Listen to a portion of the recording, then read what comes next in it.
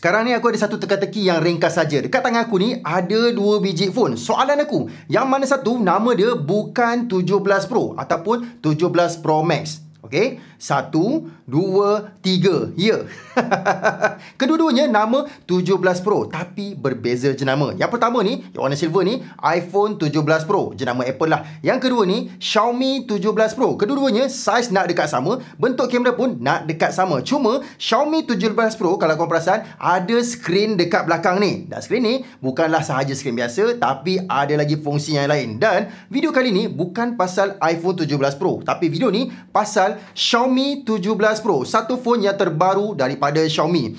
Belum lagi masuk Malaysia, mungkin tahun depan. Jom kita tengok sama-sama. Kita nak tengok ada apa dalam kotak. Goncang, sap. Okey, dah pun jatuh. Okey, ada 2 slot dekat sini. Kita angkat dulu. Okey, ada phone dekat sini. Warna purple. Memang sengaja aku warna purple, memang cantik. Lepas tu dekat bahagian bawah ni, okey, kita buka, nampak ada charger 100 watt. Okey, ini China set. Jadi fahamlah, tapak dia punya charging memang China punya. Lubang masih lagi USB, tak pakai C2C, dah ada kabel C2C 1 meter macam biasa. Dan untuk kotak yang ni, okey, kotak yang satu ni kita buka dulu, mesti ada barang paling penting, iaitu casing untuk Xiaomi 17 Pro dan juga SIM ejector. Okey, casing ni adalah plastik keras lah, okey, bukan getah, plastik keras. Dan barang yang paling penting sekali, Xiaomi 17 Pro warna purple. Dah pernah tukar, okey, macam-macam ada. Warna purple ni default dia lah. Okey, ada ikan yang boleh bergerak, berenang-renang.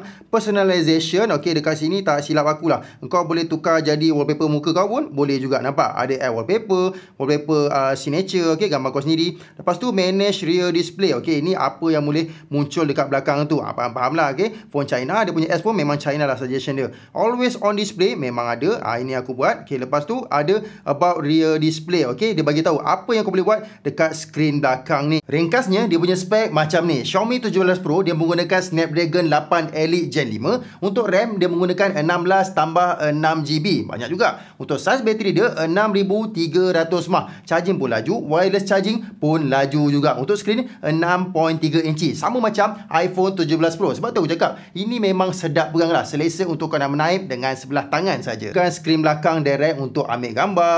Okey, rekod video pun boleh, tak ada masalah. Jadi itu sajalah video aku pasal Xiaomi 17 Pro. Bagi aku lah, model kali ni aku suka. Kalau korang perasan lah, sebelum ni korang kena ambil Ultra. Okey, kena ambil Ultra. Contohnya Xiaomi 14 Ultra dapat yang paling padu. Tapi itulah saiz besar pula. Tapi kali ni dekat Xiaomi 17 Pro, kau ambil Pro ke, Pro Max ke, spek nak dekat sama. Namun yang paling penting sekali, apa pendapat korang?